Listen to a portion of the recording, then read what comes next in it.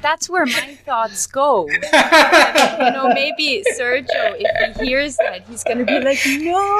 Like, what are you doing?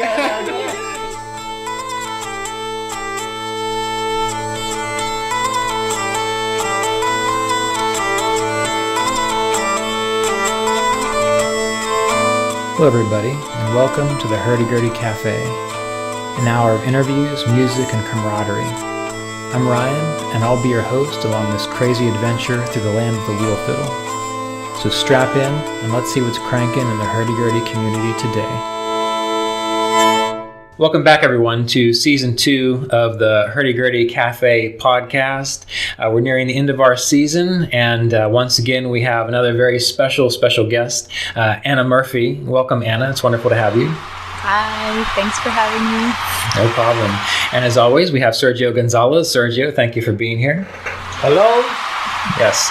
And before we get started with our interview with Anna, we're going to listen to a track that she recommended from Efren Lopez called Baiduska. So let's have a listen to that, and then we'll return with Anna Murphy. Yes.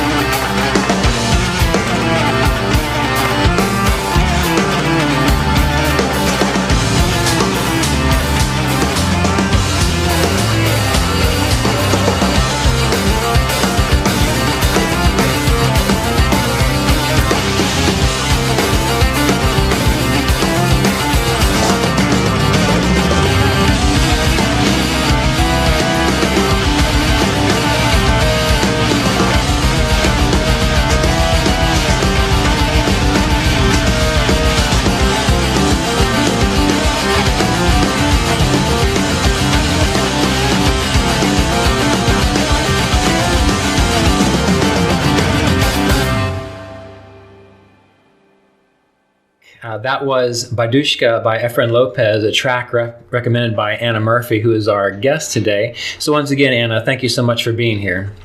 Thank you for having me. Yeah. So I'm glad that you picked that track.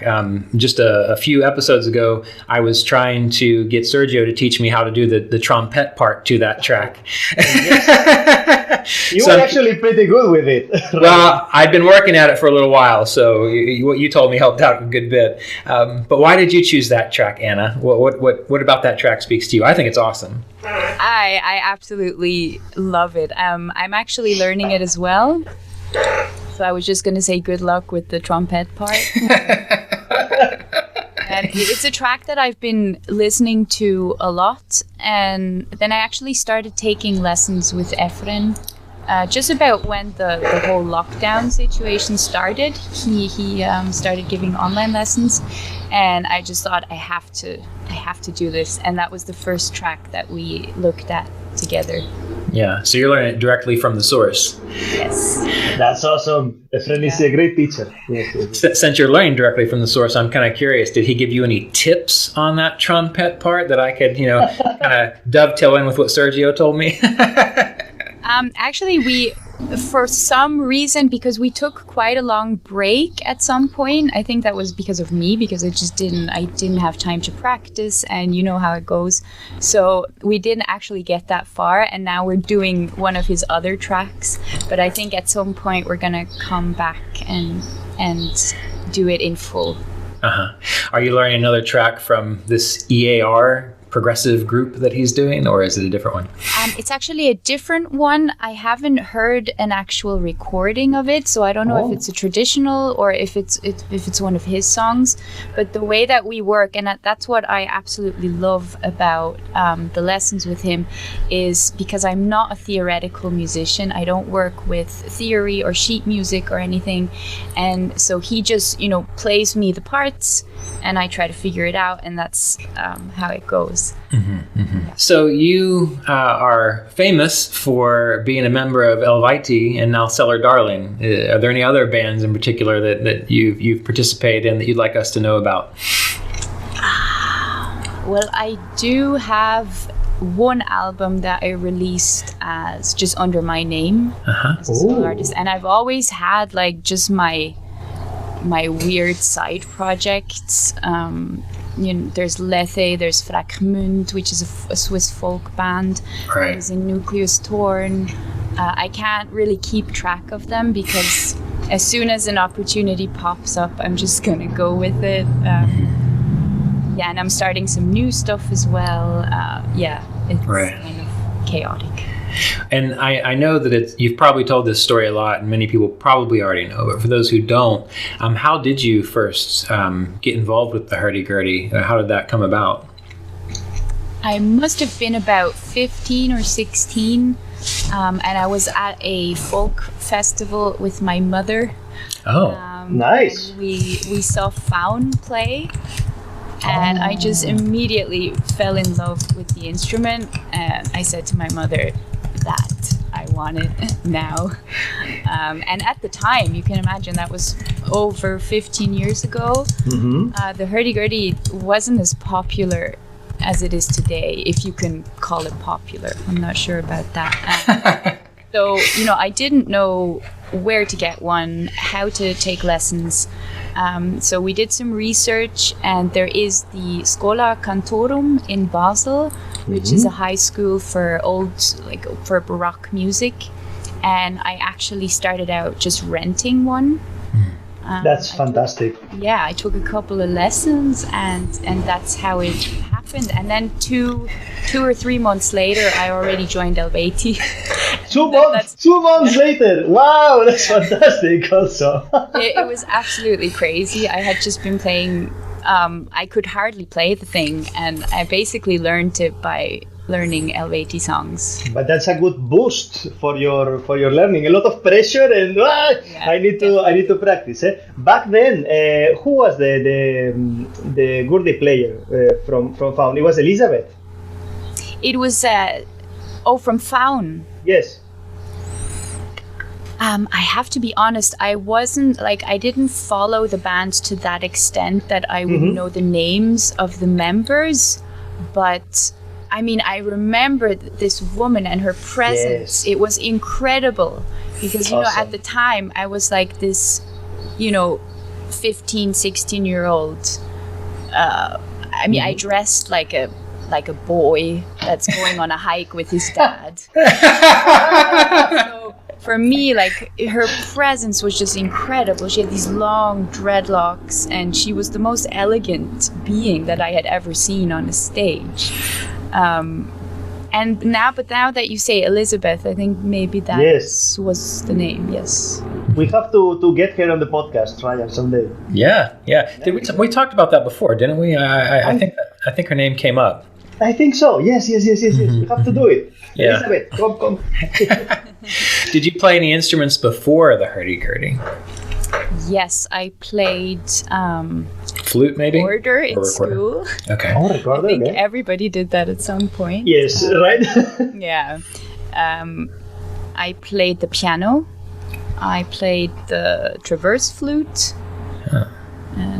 That was about it. I think I took one guitar lesson and thought, nope, it was not for me. Yeah, and that was about it. Yeah.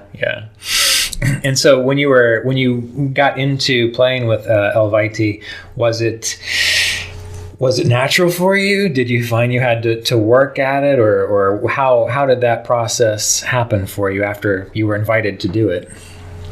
It's all, to be honest, like a huge blur. I was so young, and I just acted with my gut instinct. I left school to go on tour with the band. The Swiss school system is very, I would say, strange, because I actually asked them if I could go on tour for 2 weeks but still stay at school so that I can, finish and get my diploma, but that wasn't an option. So I asked my parents if I could just leave school to become a rock star, and they said yes. And that was that. Like, from that moment on, it's all really just a blur. I remembered I was scared. I still am, but somehow it just worked. I don't know why. What are you afraid of? I don't think my personality is made to go on a stage, or no, let's not put it that way. It's not made to enjoy it in a sense of, feeling great about myself. But, then again, you don't necessarily have to, because I've come to find that it really works the way I do it as well. Even if you share your certain amount of insecurity with the audience, it can actually have a very positive effect. Of course. So, I suppose they are supportive, the audience. Absolutely, yeah. And I've never felt like this typical rock star. I like kind of being in the background. Yeah, but for some reason it worked. Well, when you're up on the stage, though, I'm kind of curious. Like, is there a point that that you feel comfortable just kind of letting that music happen? I mean, the atmosphere, the volume, the tunes, the whole energy of it, or are you always aware of the fact that you don't quite feel comfortable? I'm just curious what the experience is like once you get comfortable. I've had both. Most of the time it goes away, and then you can just enjoy it. There are the rare moments of just being in pure panic for 90 minutes. But luckily those are fewer. Yeah, that's good. So did it take, you mentioned that when you first saw Eluveitie, I believe, that you said that you were dressed like a boy getting ready to go on a hike with his dad. So did you have to make a hard shift away from that for the stage persona, or did that also happen naturally? I think it happened naturally. I mean, at the time when I joined Eluveitie, they weren't like a huge band yet. I think the first show that I played with them was some kind of like a some city festival. There weren't even like metal people in the audience. Like, yeah, just random people thinking, what the hell is this? What this guy's doing? Yeah, I came to see folk or what? and it had like this really, we weren't yet trying to have an image, or it didn't feel as important yet.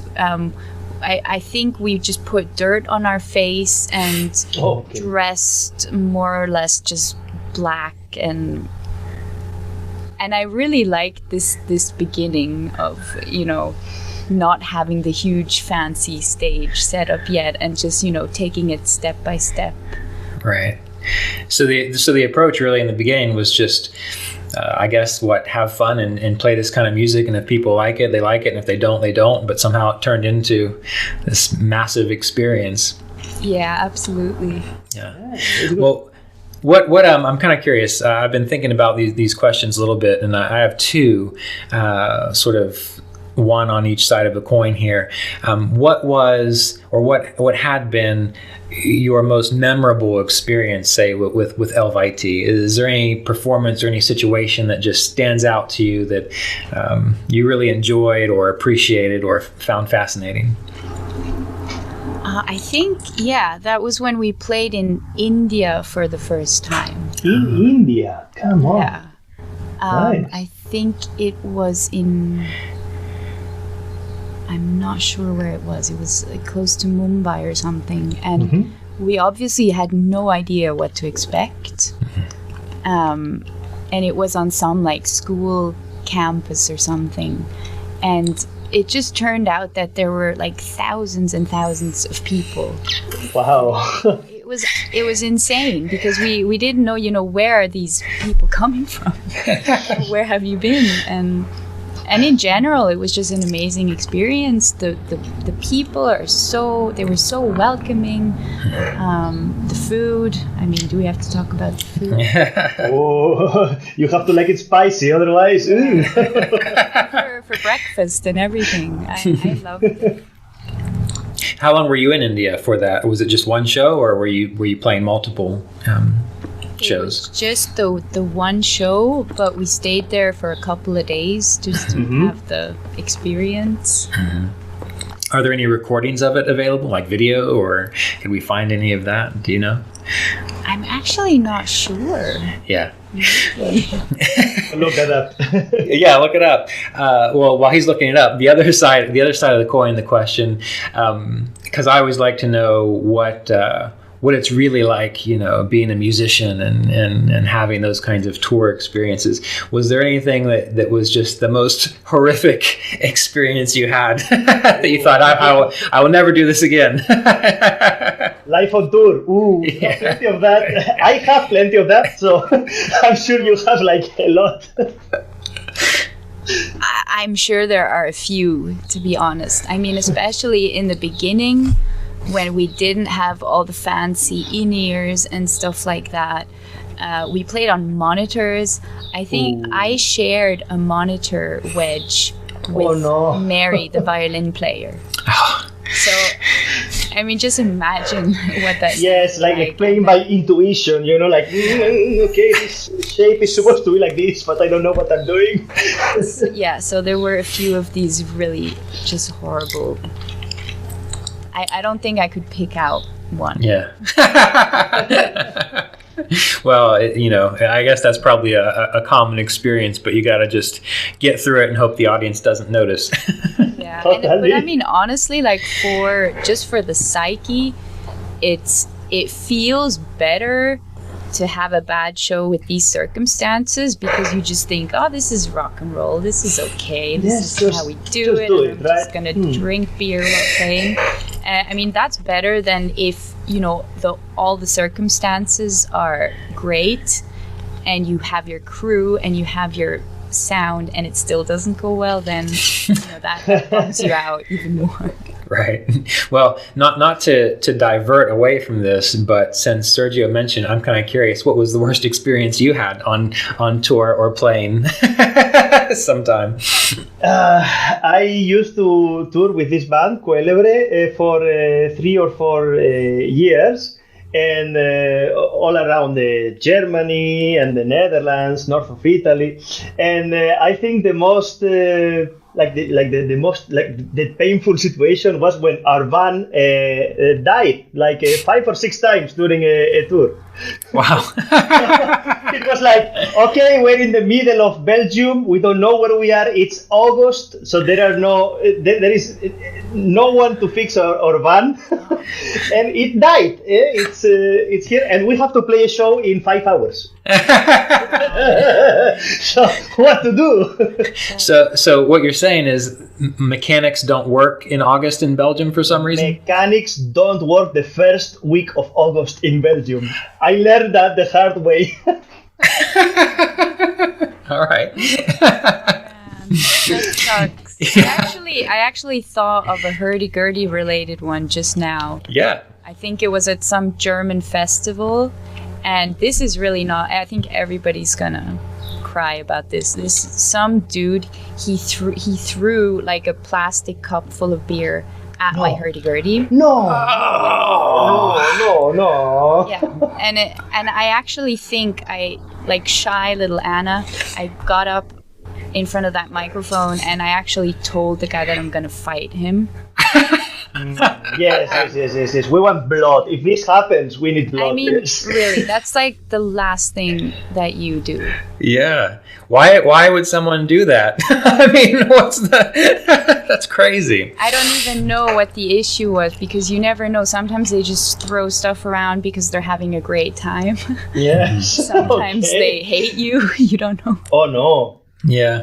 Wow. Was it the solid body, Hurdy Gurdy? It was the accento. Okay. Well, at least it was a solid body. At least it was not the largo. Yeah. It was the largo. Oh. Well, speaking of that, if you wouldn't mind, talking about the Hurdy Gurdies that you play. What are the Hurdy Gurdies that you play? Yes. Yeah. Do you mean like how many I own? Well, sure. Let's start there. The thing is, I don't play all of them because I rent out some of them to students. Okay. But it started with the Novello Classico from Helmut. Helmut, yes. Amazing person too. Like I actually, when he was building it, I could stay at his house and just really welcoming family. That's so cool. It's that instrument is very dear to me still. Then I got an alto by Weichselbaumer. Mm-hmm. And then it's the ones I play most are the accento and the largo. By Hilsman, eh? Yes. Mm-hmm. And one of those is solid body electric, and the other is an acoustic instrument. Yeah. Okay. And you've been playing a long time compared to some people, and compared to me and some others. How do you find it difficult in regards to the maintenance of the Hurdy Gurdy, or have you just found that that's become more natural for you? I have to say I'm not a mechanical person. Mm-hmm. It doesn't come naturally to me. For me, changing strings is as far as it goes. If there's anything else, I'm not the type of person who's good with these types of things. So I'm very happy that I found actually a violin maker in Lucerne that is good with the Hurdy Gurdy as well. And that's also why I decided to now work with Sebastian Hilsman, because he's so close and he's always available if there's something going on. And at the moment I'm having troubles with the largo, like the bridge of the trumpets is becoming loose. Oh. So now when I play, it's just a constant noise. Yeah. And, you know, there's people who have the talent of fixing these things themselves. And I just know if I'm going to touch that stuff, I'm just going to break it. So I just want to, you know, let other people do that. But I have, of course, experimented with, you know, liquid rosin and cotton. Like, I can obviously do these things fairly well. Like, you have to if you want to play the Hurdy Gurdy. Right. So you just can't use some super glue to hold down that that bridge. You know, that's where my thoughts go. And, you know, maybe Sergio, if he hears that, he's gonna be like, no. Like, what are you doing? What are you doing? Call Sebastian. No, don't do it. Well, what? You would use hide glue? I don't know. There's got to be some kind of glue that you use to hold that stuff down. But I do have to say, those of you who live on the other side of the ocean, you are so lucky to have people within driving distance that can help you work on things. I'm terrified of when something really goes wrong with one of my hurdy-gurdies. I'm going to have to figure out how to fix it, but I'm like you, I'm not super mechanically inclined. But in a way, this is good because you Americans are kind of forced to learn how to figure it out. So yeah, that's true. That's true. Well, let's take a moment and listen to the second track that you had recommended, and this is by the group called Hurdy Gurdy, and the track is called, is it Tak jöns? Did I pronounce that correctly? I have no idea. I think it's Swedish. So Tak jöns. Jöns, okay. Okay, well, great. Yes, I'm glad I'm not the only one with difficulty pronouncing things. So, well, let's have a listen, and we'll come back and continue with our interview. All right, here we go.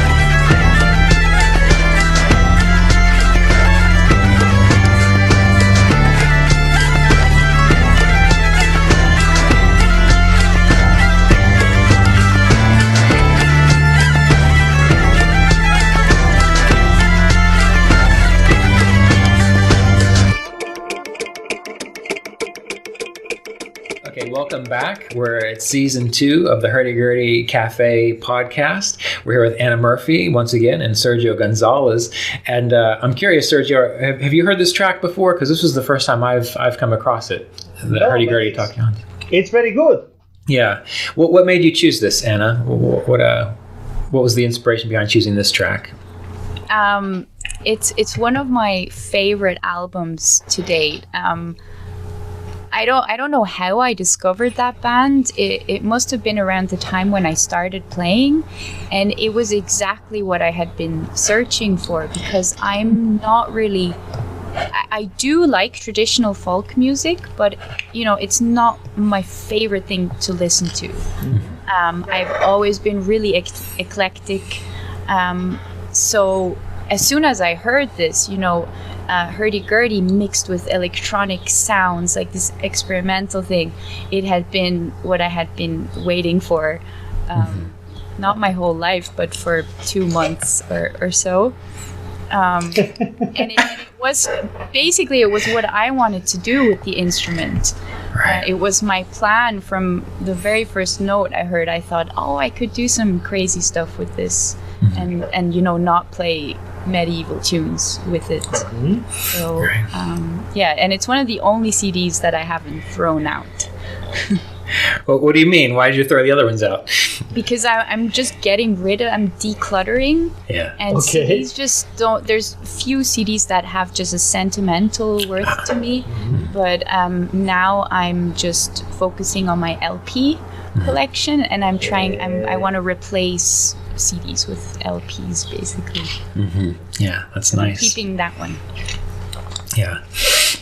As I've listened more and more to your music, I'm kind of curious how you approach the composition process or the writing process, because very interesting. It is. I mean, it's I just love the way that I just love the way that your tunes and your tracks come together, because no matter what, there's always this kind of epic feel to it. So I'm curious, how do you approach the composition or writing process? It's not really a fixed process or one that involves a lot of planning or structure or theory. I work very intuitively. I just have melodies in my heads and in my heads.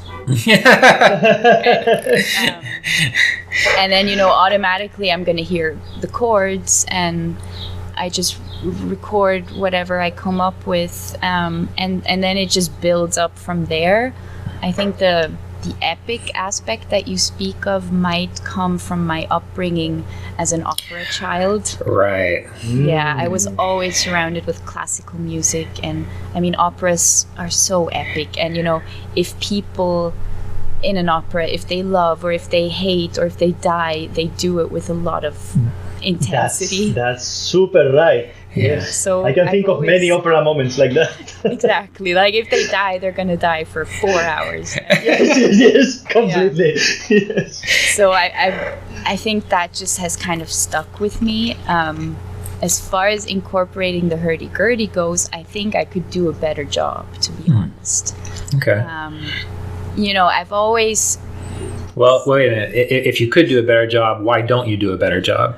Because it's I know that the question is absolutely, it's a good question. The thing with the Hurdy Gurdy is I've always, incorporating it into a rock arrangement, I've always looked at it as a bit limiting, because, incorporating the drones and the trumpets is hard, because you have your chord changes. You're based on a very tonal changes. Basically rock arrangements are pop arrangements. Let's be honest.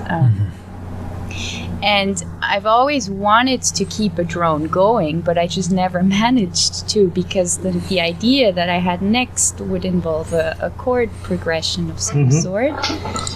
But now lately I've been trying to look at it from my instrument's point of view, and my hurdy-gurdy's probably thinking, well, your compositions are very limiting for me. So I really want to try and use it more and I mean, basically now what I'm doing with Cellar Darling is I'm using it as a solo instrument, like replacing a lead guitar in a sense, which is cool, but Right. I think I could do some more. Well, yeah, with that track that we're going to listen to at the end, I didn't even know when I heard the guitar solo, like I thought it was a guitar solo until I heard you doing the back and forth bowing. I thought, oh, wait a minute, that's the Hurdy Gurdy there. But you mentioned the opera. Both of your parents were opera singers. Is that correct? Yeah. Oh, yeah. nice. That's pretty amazing. So you were introduced to that world probably since you were born, I would imagine. Probably, Absolutely. Yeah, that's fantastic. And this is a question for both of you, for Anna and Sergio, because this has come up a few times. The idea of the drone against, say, chords in rock music. Now, that's how I started playing guitar in rock bands and these types of things. And I've never had the opportunity to play the hurdy-gurdy in that kind of setting, but I never thought of it. I mean, if you're playing in the same key, shouldn't the drone work whether the chords are moving against it or not? There's something I'm not getting there. What's no, it doesn't work? Anna, you start, then Sergio can tell me about it. It could work. Okay.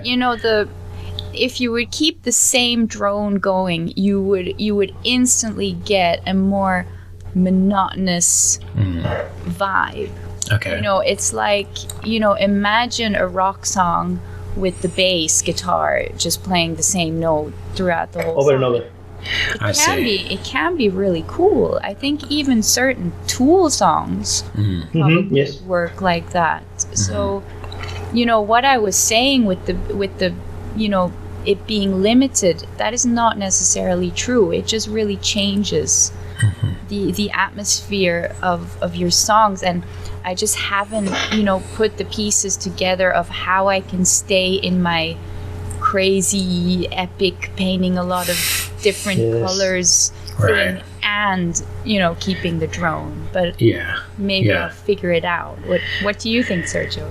Yes, it's interesting, and it's a tough matter because this is what I think we talked this with Michalina in season 1. Our role inside of the rock or the metal world is always like being the strange instrument. So we have to kind of try to fit on what is already there. And the bad thing, air quotes, is that the context is so tonal, as Anna says, like all of the chord changes, even key modulations and everything, this doesn't help. So, I think it would be interesting to, as I said with in the podcast with Michalina, to build the rock or the metal part around the hurdy-gurdy from a more modal perspective. But this is hard because a lot of metal musicians, what they have in their mind is tonal. It's basically changing chords. So to look at it from a modal perspective it's kind of hard. Yeah. Okay. One thought I had, I'm kind of curious what you both think about this. Some electroacoustic hurdy-gurdies you can kind of turn on and turn. It's got a volume knob, say, for the drones. So I'm kind of curious if it would be possible to turn on and turn off the drones at certain parts within the song, number one. But then the other thought that came to mind is I have this electroharmonics pedal that mimics an organ, and I wondered if there were microphones or pickups on, say, the sympathetic strings, and if you could run that through this organ pedal, would the organ pedal come through and play these chords or these notes based on how the sympathetic strings vibrated? Does this make sense? What I'm trying to say? I know what you mean. Yeah. I have thought about this actually as well. Okay. The problem here is that at least, I'm not a hurdy-gurdy maker, so Sergio can, just tell me if I'm speaking nonsense. but I've always experienced, some amount of bleed. Yes. Like, even if you have volumes for melody, trumpet, and drone, it all kind of still bleeds into each other. And then if you have like a pedal just for the drones and you can change the tone, I think you're still gonna have some kind of mess going on. Yeah. Yes, At least yes. I think so. Is that accurate, from what you know, Sergio? Or I think the same. Even with sometimes with electromagnetic pickups, you still have some bleed. So it's very hard. I know some systems, like for example, Cesar Loureiro has this Stanford bot with the pedals that activate the capos. Yeah, I've seen that. So this could be an option. And I also know Andrei Vinogradov uses a Keith Macmillan pedal. You know this pedal, Raül? I don't, huh? It's like the foot part of the organs, Right. like a keyboard that you use with your foot, and every note plays a different chord.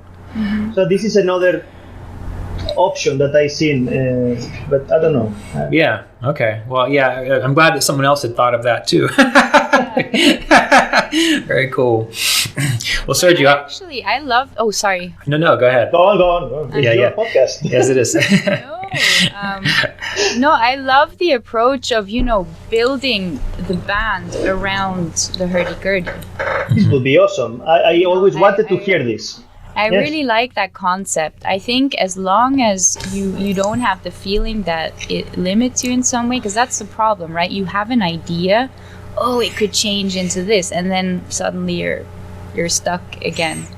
But I like that idea. I might use it. Definitely. Please do use it. Use that idea. That would be wonderful because, as Sergio said, I've thought that same thing when I've heard, the person that I've listened to, obviously that comes close to what I imagine it should sound like is Efren, like and the track yes. With the track we started with, and even Ruben Montero, some of the stuff he does. When I hear it, I think to myself, yeah, that's kind of what I'm thinking, because the way the drums come in, the way that the tracks all roll together, and with that track we heard in the very beginning, he shifts keys in there, doesn't he? Because I remember learning it, and it seems like the first 3 parts is in one key, and then it goes to like one flat and then 2 flats and something like that. Little bit inaccurate, but you are good because it's a modal change. It's not a key change. It's a mode change. This is where we live, in the modal world. This is why you get this sense of variation, because he's driving his composition not by a harmony but by melody, and the change of the color comes by the change of the melody. So it's this is the modal. This is all the modal concept. Okay, well, that's a great example of it. Then, that's Totally, very neat. Yeah. Starts in minor, then goes to Dorian, then goes to Mixolydian, I think. It's fantastic. Yes. Very cool. Well, I've been doing all the talking and question asking most of the time, Sergio. So I'm giving it to you to shift some gears here. What's on your mind with Anna? I don't know. I really like this podcast because we keep it conversational. Yeah. I'm going to pull my card, my question card. We have 2 that we are asking pretty often, and I'm curious. Do you have any other hobbies apart of the Hurdy Gurdy? Hobbies. Hobbies.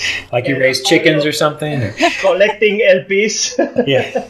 I have the luck of having my hobbies as jobs. Because I'm a producer and a sound engineer. Yes. Awesome. I do that for a living. I'm incredibly lucky that I can do that. So basically, I just fill my days with sound engineering, with producing, mixing, I always want to learn new instruments. At the moment, I'm trying to play the nyckelharpa. Oh, fantastic! Oh, okay. Don't get too excited. You really wouldn't want to hear it. Maybe not yet, but Not yet, we will. We will. It really sounds horrible, but I think it's so beautiful. And just trying to play one note, it's already It's really awesome. soothing. And the bow, I find it very hard with the bow. So difficult, and I underestimated. Oh, are you playing it as well? I build a nerdy harpa, so I am trying to do my best, but I'm terrible with bows. No. Me too. I underestimated it so much because I thought, with the violin, I thought, the left hand is the shitty part. So I thought, nyckelharpa, I have keys, so I'm going to rock it. And then I was like, oh no, this is really bad. So there's that. And I love hiking. I love nature. I like books. I like wine. I drink a lot of wine. Wine is great. Wine is always... Yes. Very good. Yeah, the nyckelharpa is a beautiful instrument. I mean, all those sympathetic strings. The violinist that I play with, she got one, and the second I heard her play it, it just filled up the room just with this. It was like it was plugged in, So I can see how it's definitely a soothing instrument. Yeah, it's wonderful. Well, what's your favorite wine? My favorite wine? Yeah. Wine. I love Bordeaux, or Bordeaux blends from Italy. Spanish here, okay? I'm Obviously. getting protective, Like, what about the Spanish one? But actually, yesterday I drank a Spanish wine. It's called Goru. I think it's Tempranillo and Tempranillo. So you like red better than white wine? I definitely like it better, but if it's dry, I also like white wine. I actually also like Cabernets from Napa Valley. But I'm trying to not, drink too much stuff from overseas, just to, be sensible. There's so much good stuff that grows right around me. So right. Yeah. So do you do a lot of mastering as well with your with your audio engineering work? Mm-hmm. Yeah. Okay. You also do mastering. I thought you were mostly mixing. Nice. Yeah, I actually. Mastering is magic, wow. Yeah. It's really weird because I never wanted to do mastering because for some reason I just thought it's just less interesting than mixing because obviously mixing is really creative and mastering is really analytical and you have less options, yes, of course. But my partner, who is also a producer and sound engineer, he just always told me that I would be really good at mastering and that I should kind of get into it. And now I'm actually getting a lot of jobs for mastering and getting really good feedback. So nice. And it is very interesting. And it's something that I could do all day. Well, if one ever needed someone such as yourself to master something, how far in advance does one need to ask?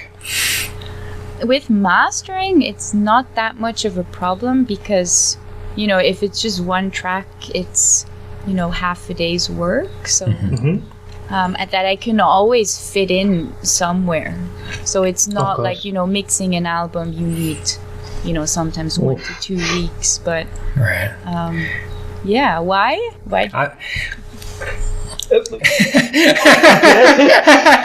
have a job.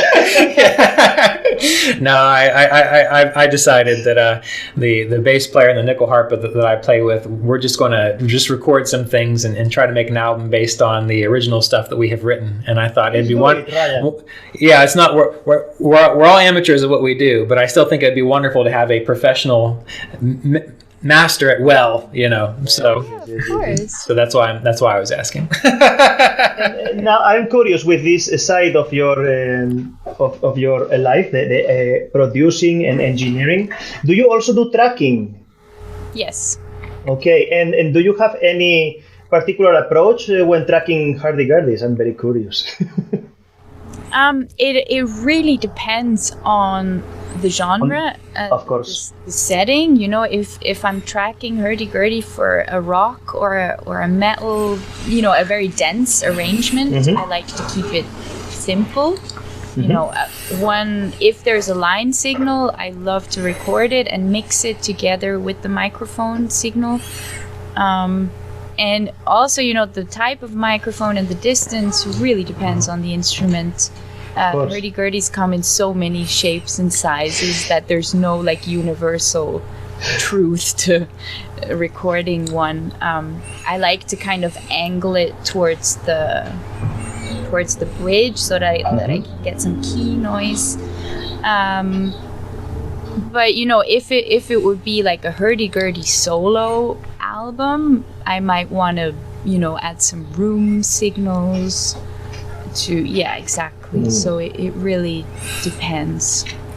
And so those of you who are listening, Sergio just made a big hand gesture. Yes.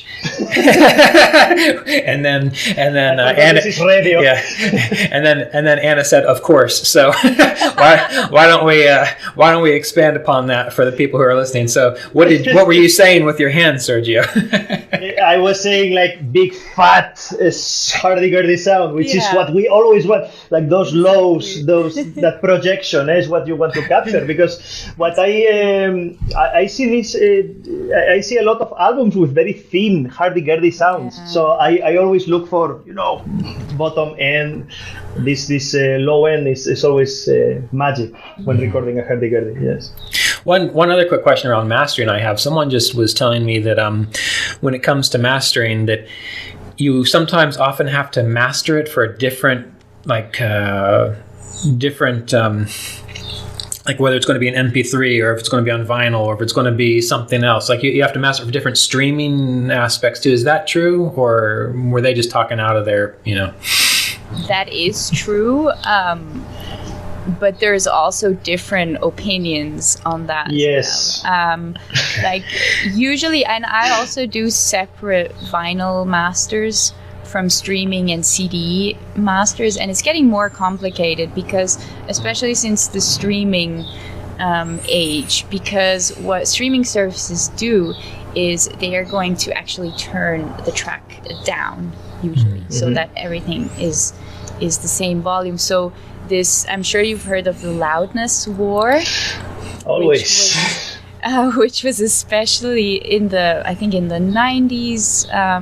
Stuff was mastered really, really loud in order that if something was like in a playlist or a mix CD or something, or you know, that the song that is a lower volume wouldn't seem less good than the song played before.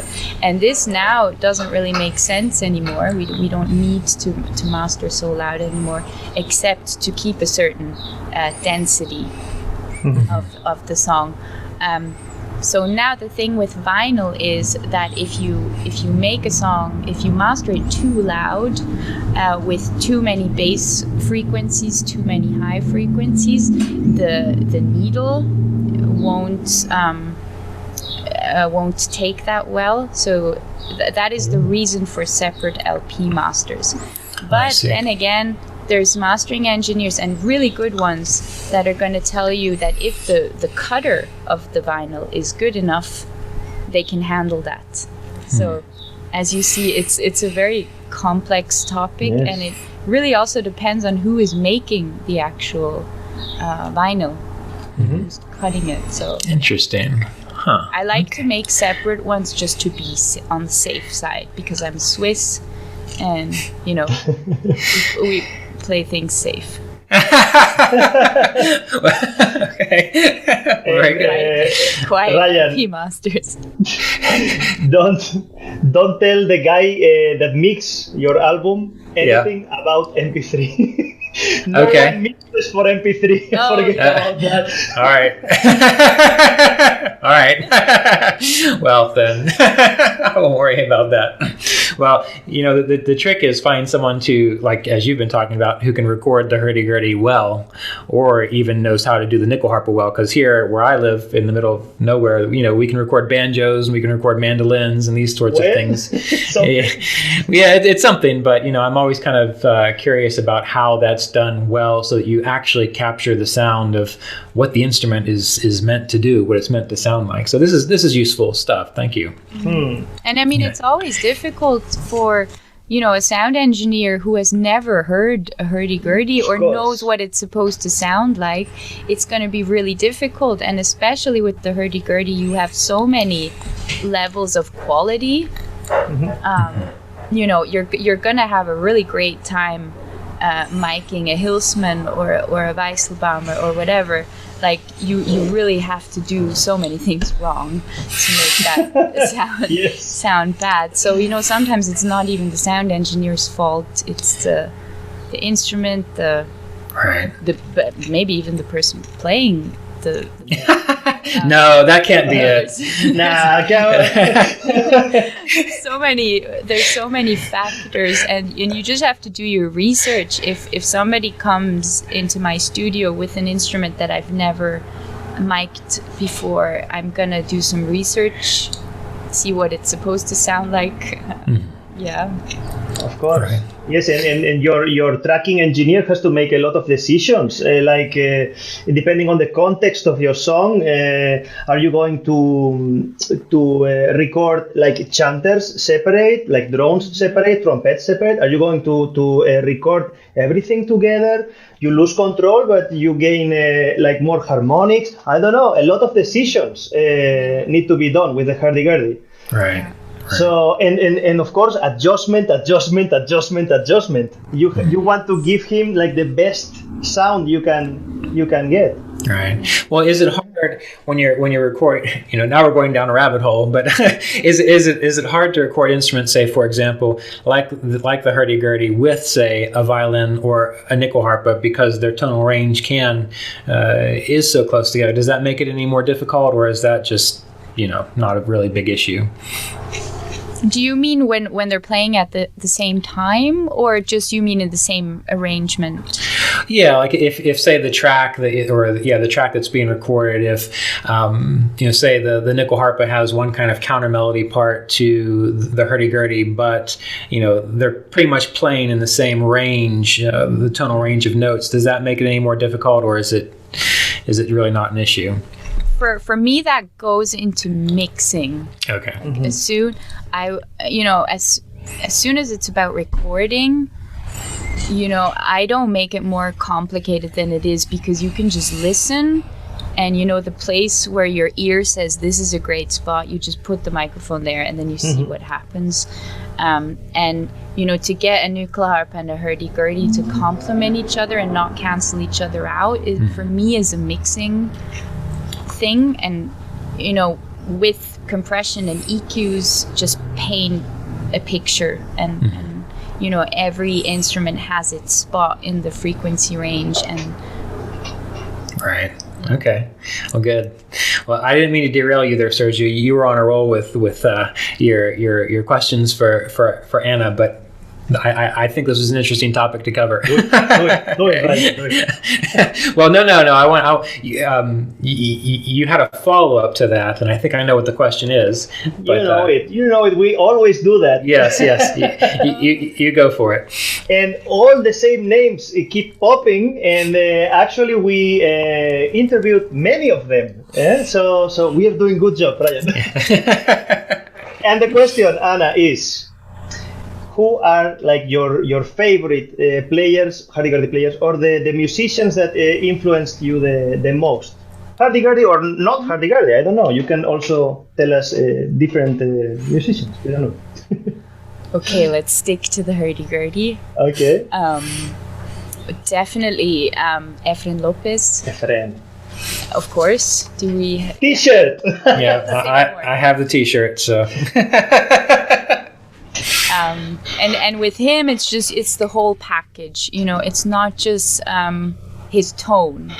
And here, I've always been with the Hurdy Gurdy. I'm a tone person because you can sing with that instrument. You can, with a good instrument, you can make vibratos. You can play it so that it's really in tune. And that for me is the most important aspect. And here, I think Efren Lopez and Matthias Leubner are two of my favorites because they make the instrument sing, and it's so beautiful. And this, aside from, you know, the whole technical aspect of playing really fast and really well. So yeah, definitely those two, apart from being, you know, great composers as well, which kind of makes the whole package complete for me. On the more experimental side, I also really like what's the crazy Guillaume Des. Oh, Guillaume, of course. Don't know how to pronounce the name. Gregory Jolivet. Yeah, I mean there's a lot. Yeah, but yeah, I think those are like the main. You specifically mentioned hurdy-gurdy players, so now I'm kind of curious, like who are maybe one or two of the musicians that really inspire you that are non-hurdy-gurdy players, people that you draw inspiration from? It's also very interesting, yes. I forgot the guys from Hurdy Gurdy, the band. I don't know their names, but that's another thing. Like, to being creative with the instrument is that inspired me a lot as well. I'm really sorry I don't know the names. I think Sergio's looking for it, but go ahead. As far as other musicians go, that's a really difficult one. I'm also a singer, so I think one of my great inspirations as far as singing goes has been Jeff Buckley. Okay. Because of the emotion that he puts into it, and it's not about portraying skills, it's about portraying a story, and here I think he's just incredible. And as far as like compositions go, I'm always really in awe of King Crimson. Oh yes. Oh yeah. Yes. That's fantastic. For me, that is a perfect band, and I saw them live, I think about 2 years ago, and I was crying. Like I was just standing there and I was crying, and I couldn't believe my eyes and my ears how amazing these musicians are. Yeah. Yeah, well, that's definitely. I was not expecting you to pick either of those two, but that's wonderful. What about the band Rush? Do you like Rush? Oh, I do love Rush. Okay. Ryan is the mega fan for Rush. Yeah, I love Rush. And one of the biggest compliments I've ever received during my time, you know, being a musician on stage was actually this guy. And he was at a show, I think it was somewhere in Eastern Europe. He came on our headline tour, and he was like in his 50s, and he said to me, like, the last time he saw something that moved him so much was Rush, and that we reminded him. Ooh. And I couldn't even accept that compliment. I couldn't, you know. Yeah. Well, that's I can understand that. That's why I asked if you liked Rush, because I wondered if there was some influence there. Well, that leads me to my last question. And that's with your work with Cellar Darling. I'm just kind of curious, you know, kind of moving from Eluveitie to this project. Is there anything about your work with Cellar Darling in particular that just that you appreciate, whether it's the people you're working with or the kind of music you're playing? Is there anything different from what you had done in the past to what you're doing now with Cellar Darling? It's a difficult question. Obviously I feel that Cellar Darling is a bit more of me. You know, in Eluveitie, I was part of a group of like 8 people, and I really enjoyed it. And honestly, I also enjoyed being on the sidelines. It definitely made me feel more comfortable than being in the front. I still don't consider myself a front woman, and at some point I'm gonna start doing the Tool thing where I'm in the back and there's no writing. But you know, you also have to have courage to do these type of things, and that's kind of where it gets difficult, because I'm always amazed by how many followers we have, how many people listen to our songs, because you know they just come from some random mashup in my brain. Like I don't really have any goals with what I just have to write, and I will always write, and I don't care if 2 people listen to it or if 100,000 do. Very good approach. And so I'm amazed by if people sing my lyrics in the audience. It's mind-blowing. Wow. And at the same time, it's also terrifying. So yeah, and I think I'm never gonna quite get this balance or you know, where it starts to make sense. It seems like you have a very dramatic relationship with music and performing. Like it's like you like it, but it also stresses you out. Absolutely. I mean, with recording albums and being a composer, the playing live is kind of like a natural consequence of that. Right. And it's also something that I feel that you kind of owe people that support you. And I just hope that I do a good enough job in the end, because I don't want to disappoint people. I think you're doing all right. Yes.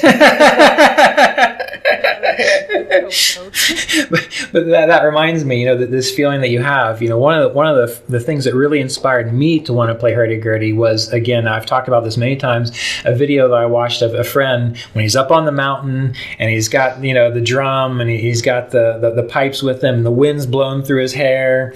And I thought to myself, I want to feel like that when I play music, you know, that sense of just freedom. So do you experience that then when you're playing?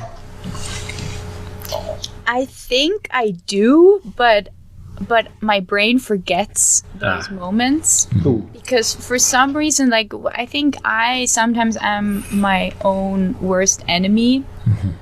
And sometimes only the memories of the panic and the being scared and not feeling good enough, that kind of sticks with me. Right. And my brain, because it's really evil, it makes me forget all of the Efren hair blowing situations, which I do absolutely have.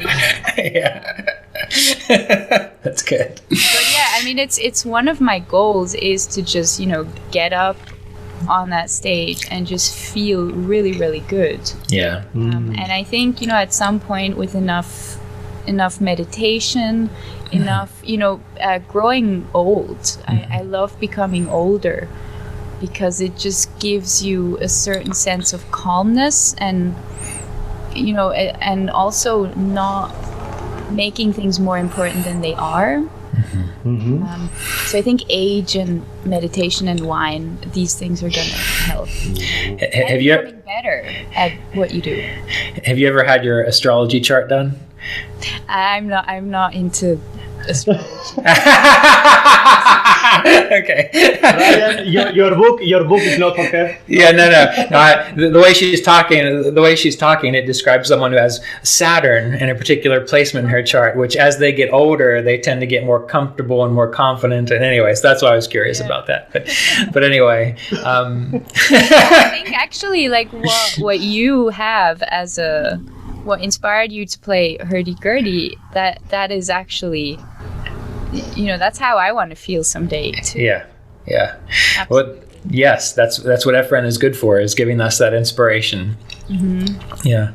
Well, Sergio, do you have any final questions before we move on to our final track? I think we can go listen to some Cellar Darling. Okay, excellent. And so we're going to listen to this track, which is an 11-minute track called Dance, correct? Yes. Okay. You sent a couple tracks, and this is the one that I just fell in love with. Is there anything you'd like to say about it? I mean, if there's an epic track, this is an epic track. Is there anything you'd like to mention about it? Where did it come from? It came from the depths of my brain. I actually started writing it in 2018. It was supposed to be part of our concept album, The Spell, which we released back then, and it just didn't make the cut. But we also didn't want to let the song go, so I completely rewrote it and then arranged it with the band, and it just kind of became really long. And I have a hard time talking about songs because they just kind of, you just puke them out somehow, and there's a lot of meaning and a lot of stories, but to put it into words is kind of impossible, which is why I make a song. Right. That's it. Enough, really. Yeah, maybe for like the Hurdy Gurdy players, we recorded the Hurdy Gurdy through an actual guitar setup, through a Bogner amp. Yeah. So that's why it sounds like a guitar until you start doing that, Yeah. I think there was some reaction video that my parents told me, but they thought it was so funny because that's a thing now, reaction videos. It's just people watching things and then they comment on it, and there was this person and she was saying, "What is this guitar? It doesn't look like a guitar and it doesn't sound like a guitar. So what kind of guitar is it?" Where do you blow into that guitar? Yeah, right. Well, you just gave me an idea. Maybe for the next season we'll have you back, and the season will just be us doing a reaction video to this podcast that we're doing right now. Good. Inception. Yeah.